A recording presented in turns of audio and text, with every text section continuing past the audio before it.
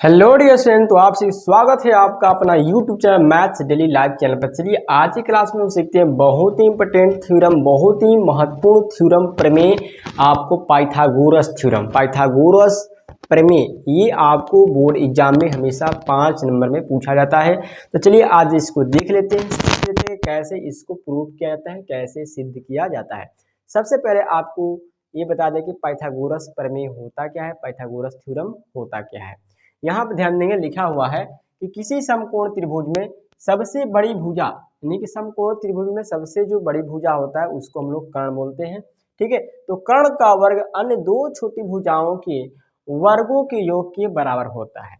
आप समकोण त्रिभुज में पढ़ेंगे, मतलब राइट एंगल ट्रायंगल में आप पढ़े होंगे कि सबसे बड़ी भुजा जो कर्ण होता है इसको हाइपोटेन्यूज कहते हैं, एक लंब होता है उसको परपेंडिकुलर कहते हैं, एक आधार होता है जिसको हम लोग बेस कहते हैं। ठीक है, तो समकोण त्रिभुज में 3 भुजाएं होती है, एक बड़ी भुजा होती है जिसको हम लोग कर्ण कहते हैं और 2 अन्य छोटी भुजा होती है, एक में लंब कहते हैं और एक को आधार कहते हैं। तो यहाँ पर आप जान जाएंगे लंब आधार क्या होता है, ये भी आप सीख जाएंगे। ठीक है, तो चलिए देखते हैं। तो ये कह रहा है कि प्रमेय की किसी समकोण त्रिभुज में सबसे बड़ी भुजा का वर्ग अन्य दो छोटी भुजाओं के वर्गों के क्या होता है, योग के बराबर होता है। यही होता है स्टेटमेंट आपको पाइथागोरस थ्योरम का।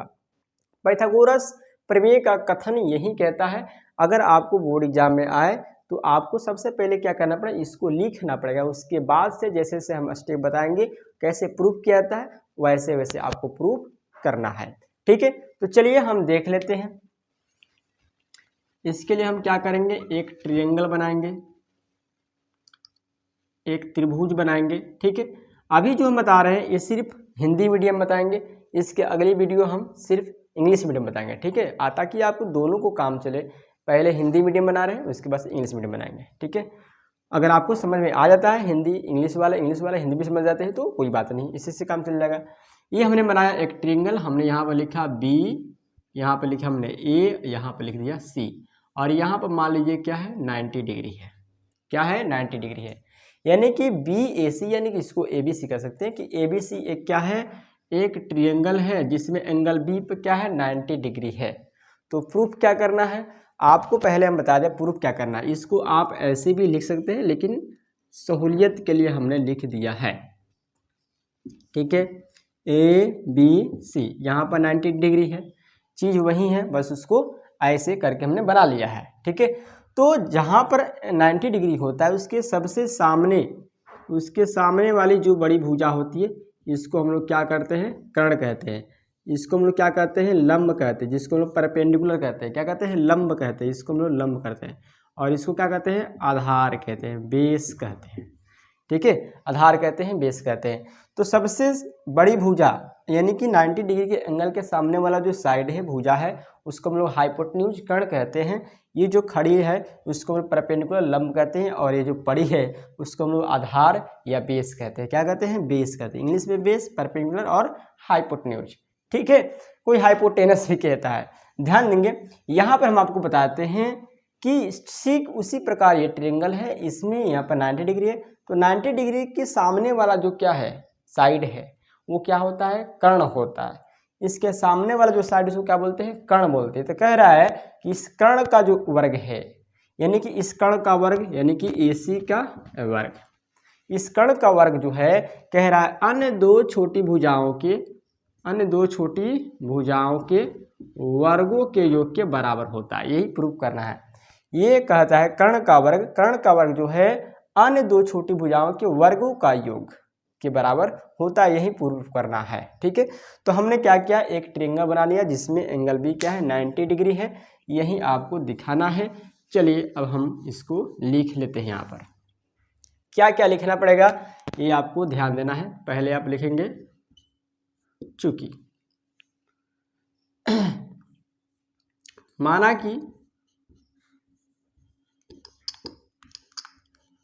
ABC एक समकोण त्रिभुज है,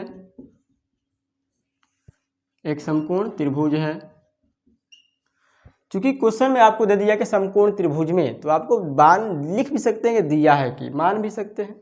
ठीक है, कि किसी समकोण त्रिभुज में ABC एक समकोण त्रिभुज है जिसमें जब समकोण है तो हमने बी के ऊपर 90 डिग्री बनाया है, तो बी क्या है 90 डिग्री है। ठीक है, डी क्या है 90 डिग्री है। ए बी सी एक समकोण त्रिभुज है, बी पे क्या है 90 डिग्री है। तो सिद्ध क्या करना है, प्रूव करना है, सिद्ध करना है कि क्या सिद्ध करना है, वही जो हमने बताया ए सी स्क्वायर बराबर A B square plus B C square. ठीक है, ए सी स्क्वायर बराबर A B square plus B C square, यही आपको प्रूफ करना है। रचना कंस्ट्रक्शन में किया जाता है। इसमें रचना क्या करेंगे हम, देखिए रचना हम करेंगे, ये आपको जो बी एंगल है, ठीक है, इस बी से हम क्या करेंगे परपेंडिकुलर डाल देंगे।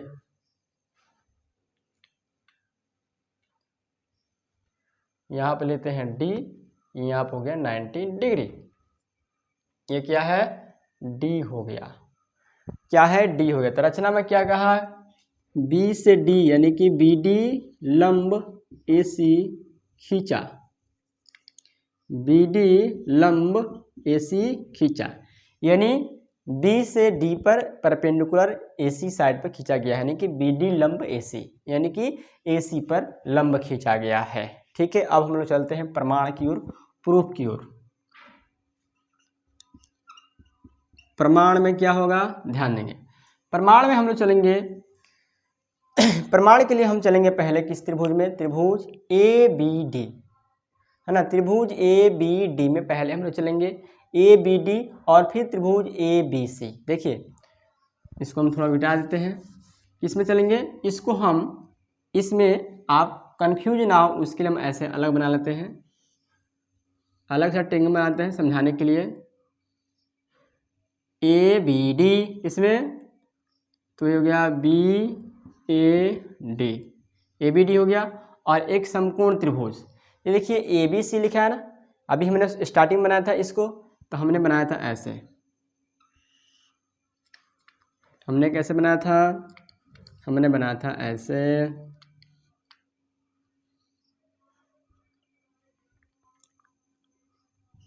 ए बी सी, यहाँ पर 90 डिग्री है। ठीक है, तो त्रिभुज ए बी डी और त्रिभुज ए बी सी को हमने ऐसे रिप्रेजेंट कर लिया बनाने के लिए, और ये तो जैसे है वैसे ही है, लेकिन ये जो ए बी सी ऐसे लिखा है और ऐसे लिखा है, इसमें कोई अंतर नहीं है, समझ में आ जाएगा आपको 100%। तो लिखेंगे प्रमाण, त्रिभुज ए बी डी और ए बी डी और, ठीक है, तो क्या करेंगे हम लोग प्रमाण में त्रिभुज ए बी डी और त्रिभुज ए बी सी में चलेंगे, त्रिभुज ए बी डी और त्रिभुज ए बी सी में चलते हैं। ठीक है, कोई आ गए थे मिलने चले गए थे, तो त्रिभुज ए बी सी और त्रिभुज ए बी डी में हम चलते हैं, क्या देखेंगे, देखिए त्रिभुज ए बी डी और त्रिभुज ए बी सी, देखिए ए बी डी कहने पर भी ए आ रहा है और ए बी सी कहने पर भी ए आ रहा है, यानी कि दोनों में यह एंगल शामिल है, यानी हो सकता है यहाँ पे लिखेंगे एंगल ए बराबर एंगल ए क्या है उभयनिष्ठ, जो दोनों में शामिल होता है उसको उभयनिष्ठ कहते हैं। ठीक है, अब यहाँ पर ध्यान देंगे, ट्रायंगल ए बी सी में बी पर 90 डिग्री है, ट्रायंगल ए बी डी में डी पर 90 डिग्री है कंस्ट्रक्शन से, तो उस चीज़ को हम यहाँ से समझेंगे, एंगल ए बी डी में डी पर 90 डिग्री है, एंगल ए बी सी में बी पर 90 डिग्री, यानी कि बी पर 90 डिग्री है और डी पर भी 90 डिग्री, बी पर भी 90 डिग्री है और डी पर भी 90 डिग्री है, यानी हो जाएगा एंगल बी एंगल डी के बराबर है, किस पर 90 डिग्री पर। अब हो जाएगा, इसलिए त्रिभुज ए बी डी जो है समरूप हो जाएगा त्रिभुज ए बी सी के, क्या क्या शर्त से, ए समरूपता नियम से, किससे, ए समरूपता से क्या हो जाएगा, त्रिभुज ए बी डी समरूप हो जाएगा त्रिभुज ए बी सी के।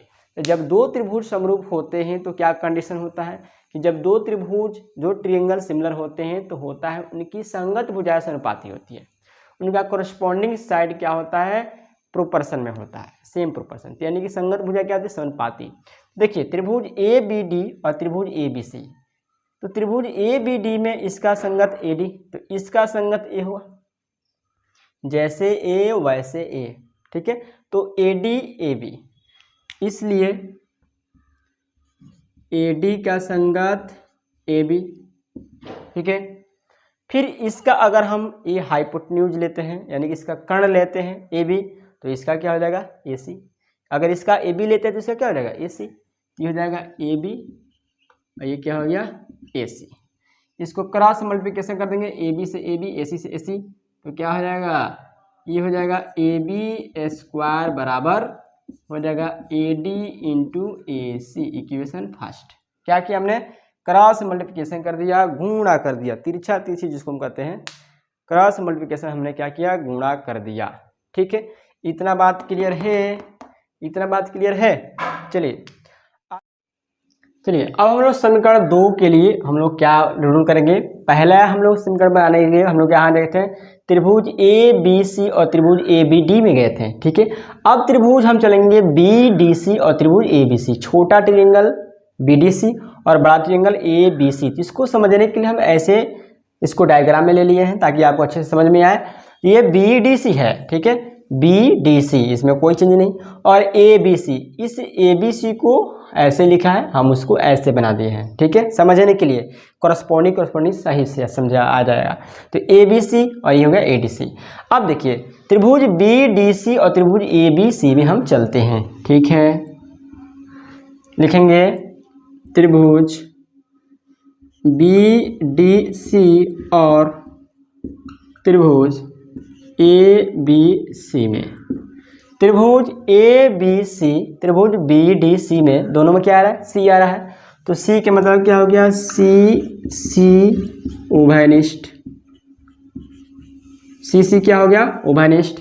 त्रिभुज ABC में B पर 90 डिग्री, त्रिभुज BDC में D पर 90 डिग्री। यहाँ पर देखिए D पर 90 डिग्री, पे B पर 90 डिग्री, ठीक है। और ये दोनों में कॉमन था, ठीक है। तो यहाँ पर हो जाएगा एंगल B बराबर एंगल D किसी से 90 डिग्री पर, 90 डिग्री पर, इसलिए त्रिभुज BDC क्या हो जाएगा, सिमिलर हो जाएगा त्रिभुज ABC। नियम क्या है, AA समरूपता से, मैंने बताया पहले भी बताया, AA सिमिलरिटी से समरूप हो जाएगा। अब आपको पता है कि जब दो त्रिभुज समरूप होते हैं तो इनकी संगत भुजाएं समानुपाती होती है। तो अगर इस साइड को लेते हैं हम, त्रिभुज BDC के इस साइड को लेते हैं, तो इसका करस्पॉन्डिंग संगत इसके ये होगा। अगर इसको लेते हैं तो इसका संगत ये हुआ ना, इसलिए क्या हो जाएगा, DC बटा BC बराबर, और इस साइड का अगर इसको लेते हैं तो इसका करस्पॉन्डिंग कौन होगा, ये हो जाएगा, यानी हो जाएगा BC बटा क्या हो जाएगा AC। क्रॉस मल्टीप्लिकेशन करेंगे तो BC स्क्वायर और AC इंटू क्या हो गया DC, इक्वेशन सेकंड, ठीक है। इसमें हमने गुणा किया BC से BC में, तो BC स्क्वायर हो जाएगा, ये DC इंटू क्या हो गया AC हो गया। अब इसको इरेज कर देते हैं, इसका कोई काम नहीं है। अब हम लिखेंगे समीकरण 1 में आया आपको AB square AD into AC, BC square AC into DC, ठीक है। लिखेंगे समीकरण 1 और 2 को क्या करने पर, जोड़ने पर, ठीक है। समीकरण 1 और 2 को क्या किया, जोड़ने पर, तो ये इस साइड वाला इस साइड में जुट जाएगा और इस साइड वाला इस साइड में जुटेगा, तो हो जाएगा AB square plus BC square, और ए साइड इस साइड में जुटेगा, ठीक है। तो क्या आ जाएगा AD into AC plus AC into DC, AC into DC, ठीक है। यहाँ पर क्या हो जाएगा AB square plus BC square. इन दोनों में देखिए क्या कॉमन है, यह है AD इंटू AC, यह है AC इंटू DC। दोनों में क्या कॉमन है, AC कॉमन है, तो AC को हमने निकाल दिया बाहर। यहाँ पर क्या बचा AD, अंदर क्या बचा DC। ये हो जाएगा AB स्क्वायर प्लस ये हो जाएगा BC स्क्वायर AC, ठीक है।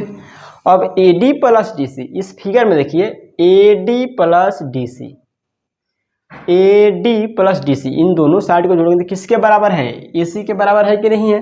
तो इन दोनों के जगह पर हम लिख देंगे AC। तो ये क्या हो जाएगा AB square plus BC square बराबर ए सी स्क्वायर। इसी को आप ऐसे लिख सकते हैं, ए सी स्क्वायर बराबर A B square plus C square. यही है आपको पाइथागोरस थ्योरम। ठीक है, इस तरह से सिद्ध किया जाता है पाइथागोरस प्रमेय को। तो अगर अच्छा लगा तो लाइक कीजिए, और आपका कोई दोस्त फ्रेंड के पास वीडियो का लिंक जरूर से कीजिएगा। और अगले क्लास में हम लेके आएंगे इसका विलोम, पाइथागोरस रिवर्स। ठीक है, best of goodbye, thank you.